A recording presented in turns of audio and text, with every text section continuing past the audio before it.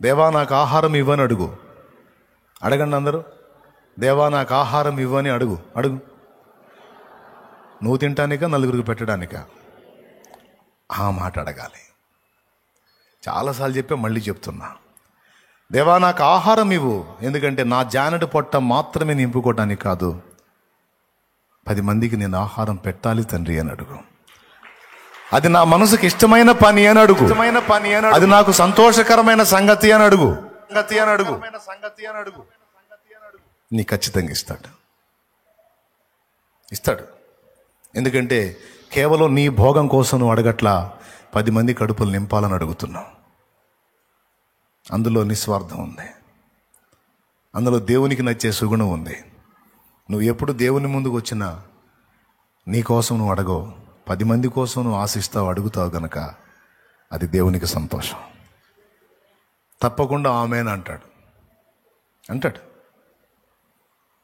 అయితే దానికి ముందు నీకు ఉన్నంతలో నువ్వు ఎదుటి వాళ్ళ గురించి ఏమైనా ఆలోచిస్తున్నావేమో టెస్ట్ చేస్తాడు.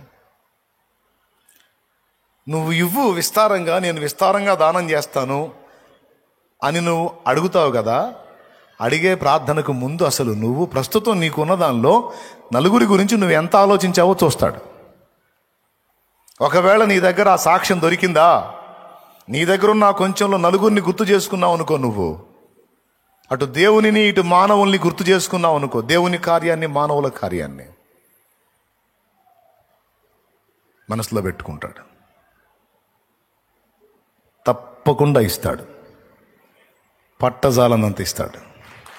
నీ ఓపిక అంటాడు.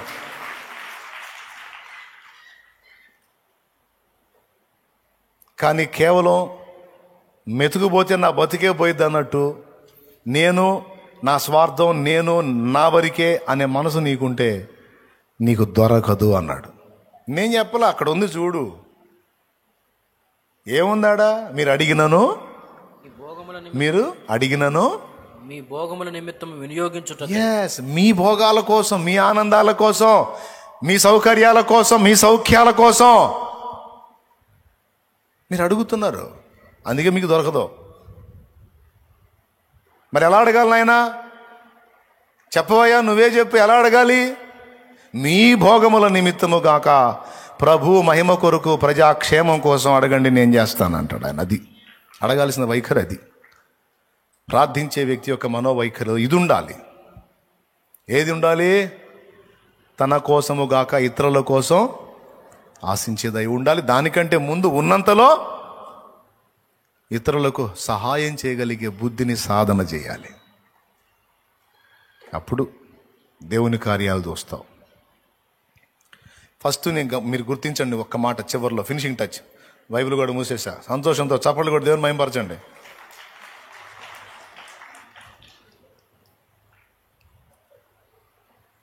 ఎందుకని ఎక్కువ మంది కొట్టలేదు?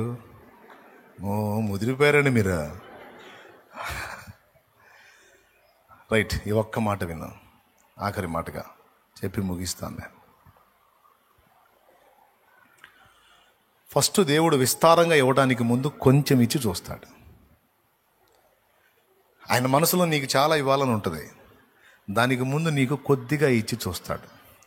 ఆ కొద్దిగలో నీ నమ్మకత్వాన్ని టెస్ట్ చేస్తాడు ఆయన. అక్కడ నువ్వు పాస్ అయ్యావనుకో, ఇక నువ్వు పట్టజాలనంత దీవెనిస్తాడు ఆయన. ఏ విషయంలోనైనా ఒకేసారి నువ్వు అడిగావని విస్తారంగా ఇవ్వడు ఆయన. ఫస్ట్ నీ మనసును టెస్ట్ చేయడానికి కొంచెము. నాకేం తెలుసు, అది కూడా బైబిల్లోనే చెప్పాడు, అది కూడా అందులోనే చెప్పాడు. లేకపోతే నాకేం తెలుసు, ఆయన చెప్పి చెబుతున్నాను నేను.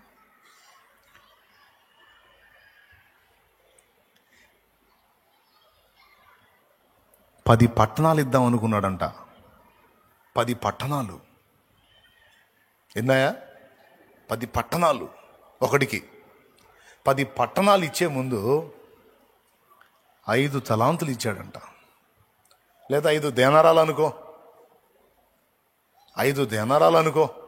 ఇచ్చి, నేను దేశాంతరం వెళ్తున్నాను, వచ్చేటప్పటికి వీటిని పెట్టుబడిగా పెట్టుకొని మరికొన్ని సంపాదించండి రా అని చెప్పి ఒకటికి 5, ఒకటికి 2, ఒకటికి 1 ఇచ్చి వెళ్ళాడు. కనీసం లాస్ట్ వాడికి 1 ఇచ్చాడు, అసలు ఇవ్వకుండా అయితే వెళ్ళాడు. కొద్ది కాలం తర్వాత రిటర్న్ వచ్చాడు. 5 పొందినోడు, ఎరా నీకు ఎన్ని ఇచ్చాను? నాకు 5 ఇచ్చావయ్యా. ఏమన్నా చేసావా? అయ్యా 5కి 5 ఒక 10 చేశానయ్యా. ఏంటి 10 రైట్. వాటిని అక్కడ పెట్టి తలాంతులా దినారాలా 2 ఉన్నాయిలే, ఏదో ఒకటి, తలాంతులు అనుకోండి, దినారాలు అనుకోండి, లేకపోతే ఇప్పుడున్న రూపాయలు అనుకోండి, లేకపోతే ఇప్పుడున్న 2000 నోట్లు అనుకోండి, లేకపోతే 500 నోట్లు అనుకోండి, మీకు ఎట్లా అవగాహన ఉంటే అలా అనుకోండి. ఇచ్చాడు. ఇచ్చినప్పుడు 10 పట్టణాలు నీలా 5 తలాంతుల్ని అన్నాడు. అవునా? అంతే. 5కి 5 చేశాడు. ఆ కొంచెములో వాని నమ్మకత్వాన్ని చూసి అంటాడు, భళా, ఈ కొంచెమే నీకు ఇచ్చాను, ఆ కొంచెంలో నమ్మకంగా నువ్వు నాకు కనపడ్డావు గనుక, నేను అనుకున్నట్టు నువ్వు చేసావు గనుక నిన్ను అనేకమైన వాటి మీద నియమించదను, నీ యజమాని సంతోషములో పాలు పొందమని అతనితో చెప్పాను అని ఏ సువార్తలో ఉంది? మత్తయి సువార్త. ఓకేనా? ఇంకొక సువార్తలో ఉంది నాయన, 10 పట్టణాల మీద. అది అక్క చదివింది చూడు, లోక.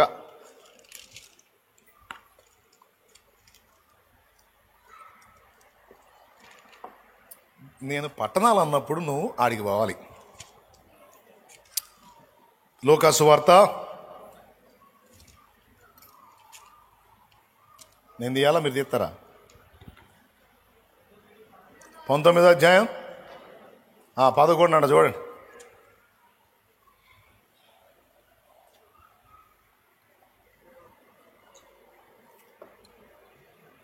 పదిహేడవ వచనం. 17.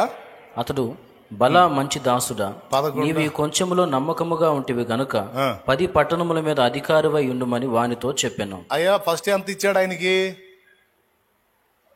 10 పట్టణాలని అప్పచెప్పడానికి ముందు ఎంత ఇచ్చాడు అతనికి? 10 మీనాలా 5 మీనాలా? పెద్దగా చెప్పు దావీదు. 10 మీనాలు ఇచ్చాడా? 10కి 10 చేశాడా? 20 ఇచ్చాడా?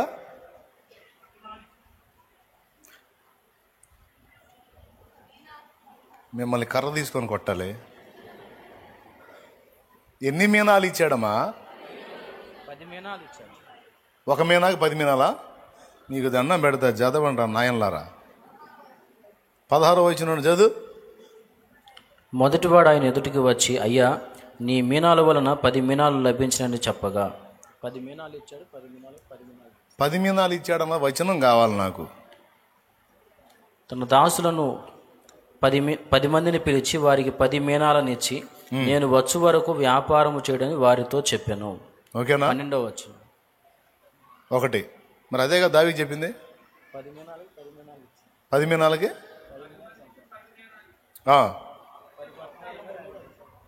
అంటే ఒక్కొక్కడికి ఒకటే. 1 పొందినోడు ఎన్ని ఇచ్చాడు?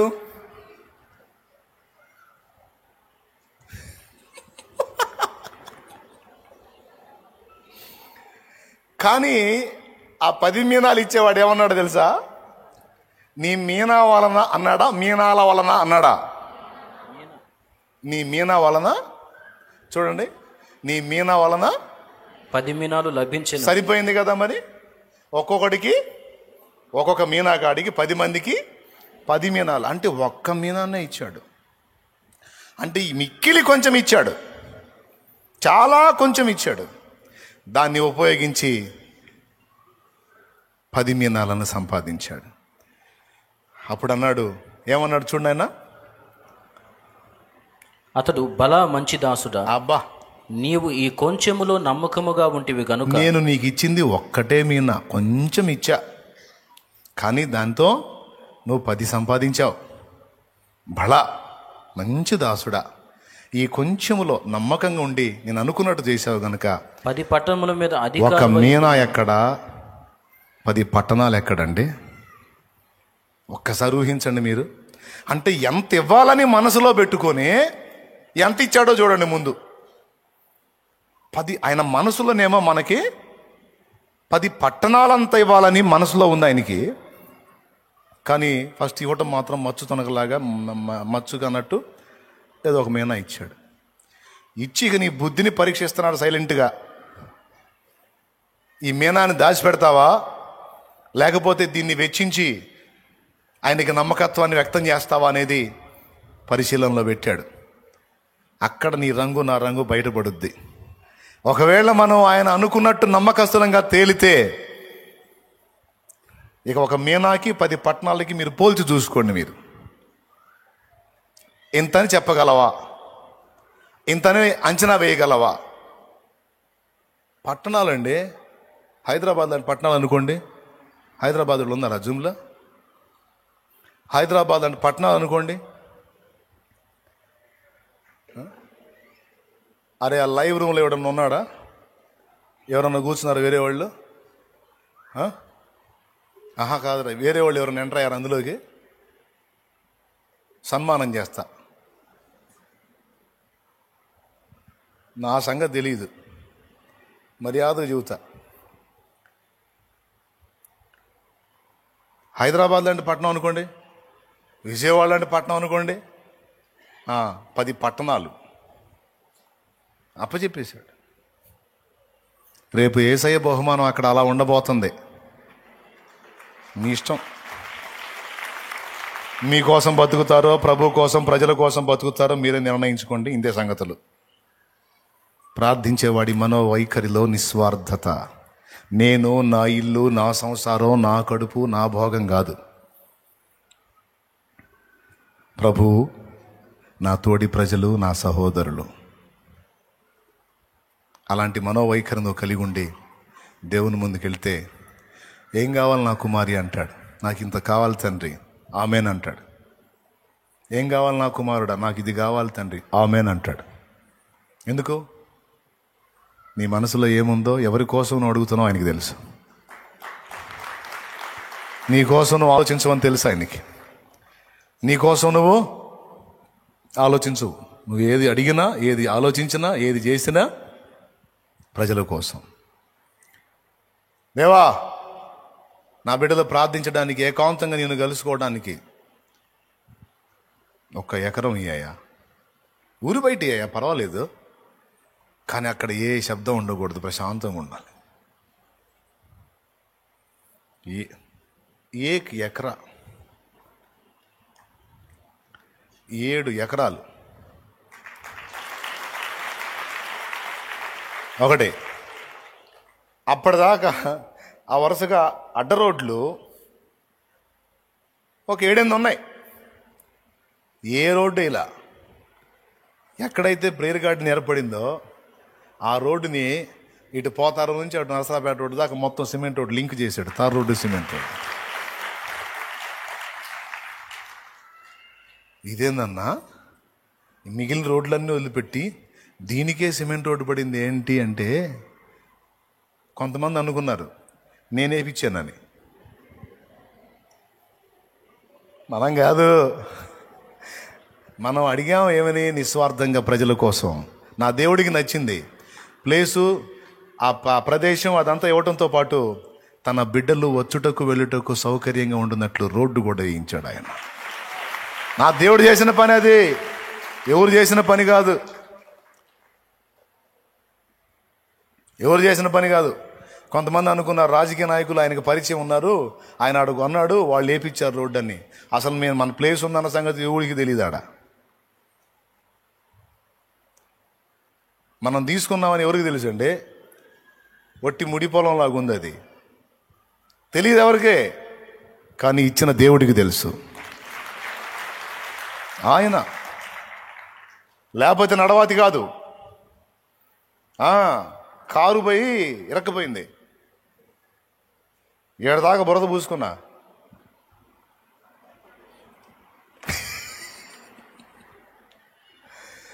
అబ్బో ఇదేందిరా ఈ రోడ్డుకు వచ్చాము, ఇది కష్టం కదా అని. అక్కడ ప్రేయర్ గార్డెన్ వర్క్ స్టార్ట్ అయింది, సిమెంట్ రోడ్డు స్టార్ట్ అయింది. దేవుడికి నచ్చితే ఆయన చేస్తాడు ఏదైనా. అన్ని వదిలిపెట్టి అక్కడ ఆ రోడ్డు శాంక్షన్ చేయించి ఆ రోడ్డు వేయించాడు. ఆయన చేసాడు. ఇది నా మొఖం చూసి, మీ మొఖం చూసి ఎవరో చేసింది కాదు. నా దేవుడే చేశాడని సభాముఖంగా చెబుతున్న సాక్ష్యం. నా ముఖం చూసి ఏదో నా మీద సెంటిమెంట్తో ఎవరికమ్మా అంతా? ఏ రాజకీయ నాయకులకమ్మా? ఎవరు వచ్చినా చెవులో క్యాలీఫ్లవర్లను క్యాబేజీలు పెట్టిపోవటం అన్నీ తెలుసు మనకే. నవ్వుకుంటాం కాకపోతే చూస్తా. లే ఇంకా లే పైకి లే. వస్తారు ఎవరు తిప్పల వాళ్ళే.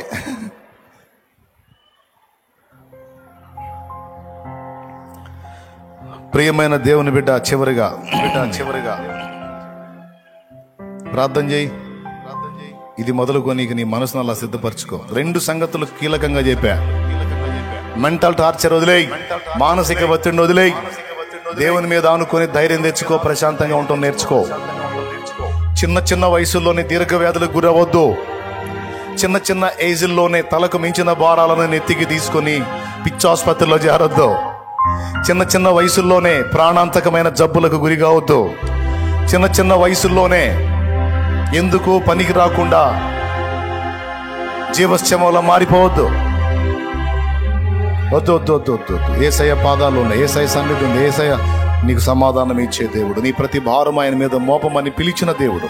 ప్రయాసపడి భారము మోయిచున్న సమస్త జనులారా నా యొద్దకు రండి. రా రా రా, లేకపోతే సస్తావు, లేకపోతే పోతావు, లేకపోతే అయిపోతావు, జబ్బు పాలవుతావు, లేకపోతే మానసిక వ్యధకు గురై రోగిష్టిగా మారిపోతావు. వద్దు, రా రా, నా దగ్గరకు రా, నేను నీకు విశ్రాంతిని ఇస్తానన్నాడు ఆయన.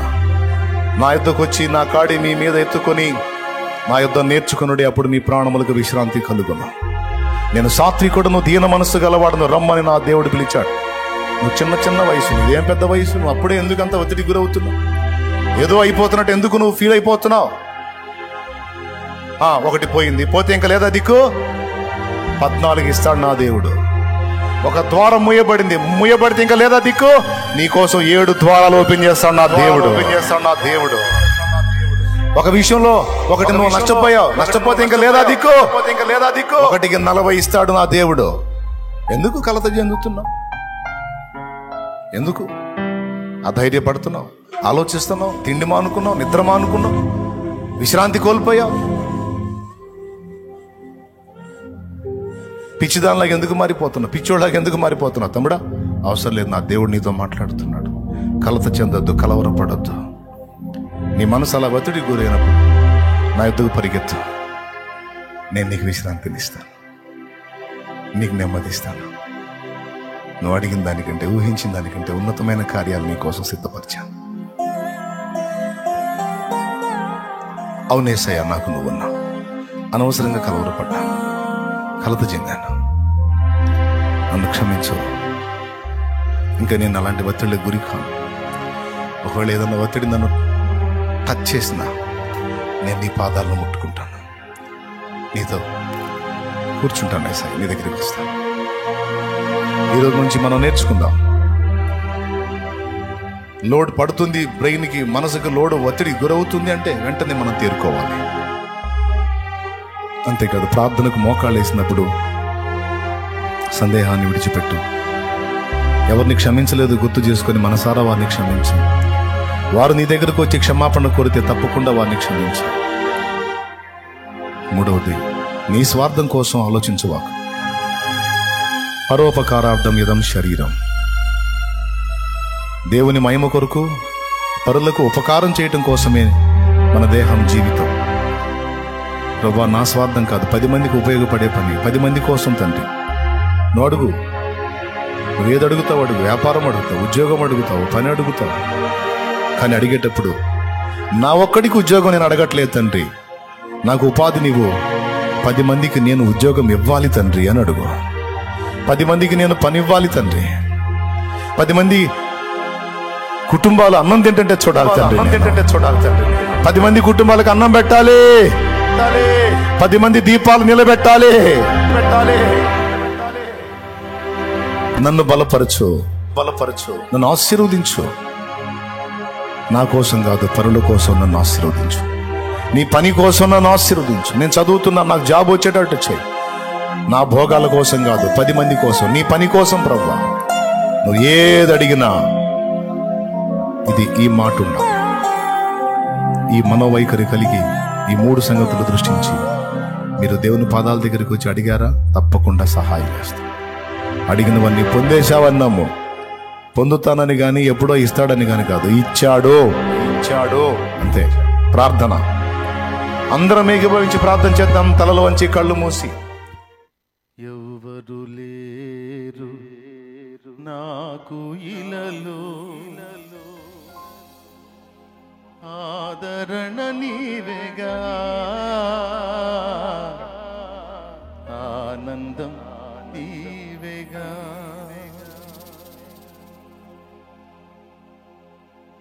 సర్వోన్నతుడా నీవే నాకు ఆశ్రయ దుర్గము. సర్వోన్నతుడా నీవే నాకు ఆశ్రయ దుర్గము. ఎవరు లేరు నాకు ఇలలో, ఎవరు లేరు నాకు ఇలలో, ఆదరణ నీవేగా, ఆనందం నీవేగా, ఆదరణ నీవేగా, ఆనందం నీవేగా.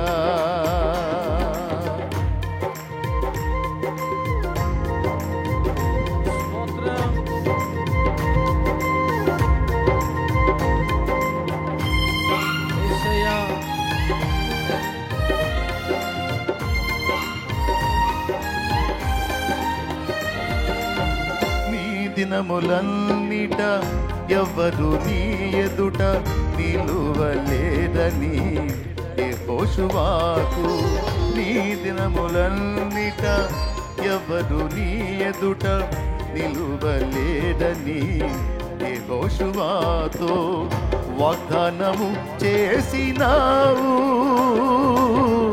వాగ్దాన భూమిలో చేర్చినావు, వాగ్దానము చేసినావు, వాగ్దాన భూమిలో చేర్చినావు. సర్వోన్నతుడా నీవే నాకు ఆశ్రయ దుర్గము. సర్వోన్నతుడా నీవే నాకు ఆశ్రయ దుర్గము. ఎవరు లేరు నాకు ఇలలో, ఎవరు లేరు నాకు ఇలలో, ఆదరణ నీవేగా, ఆనందం నీవేగా, ఆదరణ నీవేగా, ఆనందం నీవేగా.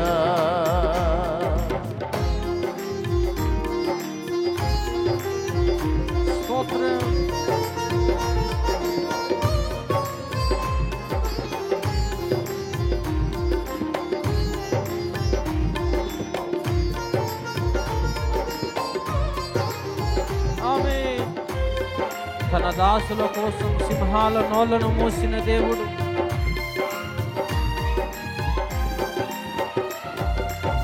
నిందల పాలై నిత్య నిబంధన నీతో చేసిన దానియేలుకు. నిందల పాలై నిత్య నిబంధన నీతో చేసిన దానియేలుకు. సింహాసన మీర్చినావు, సింహాల నోళ్లను మూసినావు. సింహాసన మీర్చినావు, సింహాల నోళ్లను మూసినావు.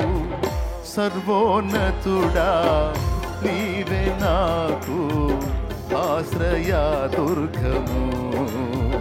సర్వోన్నతుడా ఆడాలి, ఆశ్రయ దుర్గము. ఎవరు లేరు నాకు ఇలలో, ఎవరు లేరు నాకు ఇలలో, ఆదరణ నీవేగా, ఆనందం నీవేగా, ఆదరణ నీవేగా, నీవేగా. అందరూ కనులు మూసి చప్పట్లు కొడుతూ సర్వోన్నతుడైన దేవుడు, మన ఆదరణ, ఆనందం సమస్తము ఆయనే. మనసారా దేవుని మహింపరుద్దాం.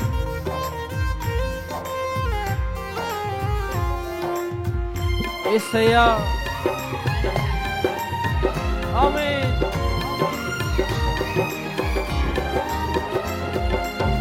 నీతి కిరీటం దర్శనముగా దర్శించిన పరిశుద్ధ పౌలుకు, నీతి కిరీటం దర్శనముగా దర్శించిన పరిశుద్ధ పౌలుకు విశ్వాసము కాచినావు,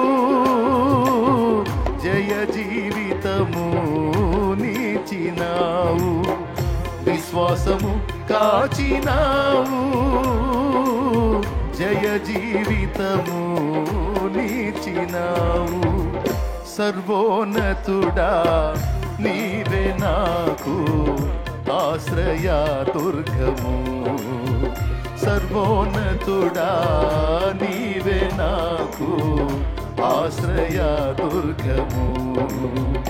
ఎవరు లేరు నాకు ఇలలో, ఎవరు లేరు నాకు ఇలలో, ఆదరణ నీవేగా, ఆనందం నీవేగా, ఆదరణ నీవేగా, ఆనందం నీవేగా, ఆదరణ నీవేగా, ఆనందం నీవేగా. ఆదరణ నీవేగా. యేసయ్యా, నా తండ్రి, స్తోత్రం, స్తుతి. ఆనందం నీవేగా, ఆదరణ నీవేగా. స్తుతి, స్తుతి. యేసయ్యా, యేసురాజా, సర్వోన్నతుడా, ఆదరణ నీవేగా. ఆశ్రయదుర్గం, ఆనందము నీవేగా. స్తుతి, స్తుతి, స్తుతి. సర్వోన్నతుడా యేసయ్యా,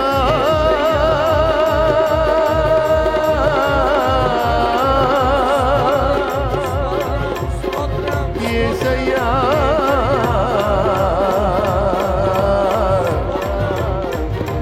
దేవా,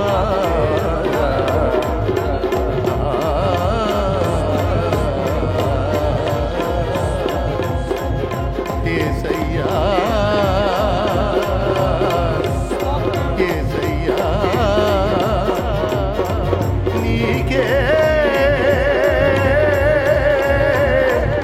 మా స్తుతి ఆరాధన, ఆరాధన, ఆరాధన,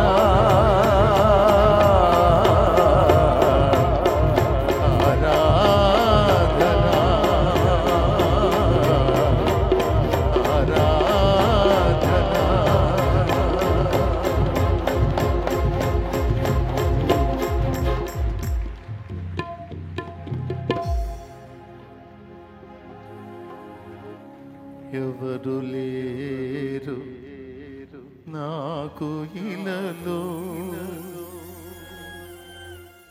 హృదయ వేదనను అర్థం చేసుకోలేని కుటుంబ సభ్యులైన, బంధుమిత్రులైన, స్నేహితులైన, శ్రేయోభిలాషులైన ఎంతమంది ఉన్నా దేవుడు మనల్ని అర్థం చేసుకున్నట్టు ఎవరు అర్థం చేసుకోలేరు. దేవుడు మనల్ని ప్రేమించినట్టు ఎవరూ ప్రేమించలేరు. దేవుడు మనకు నిరంతరం తోడై ఉన్నట్టు ఎవ్వరు మనకు తోడుగా ఉండలేరు.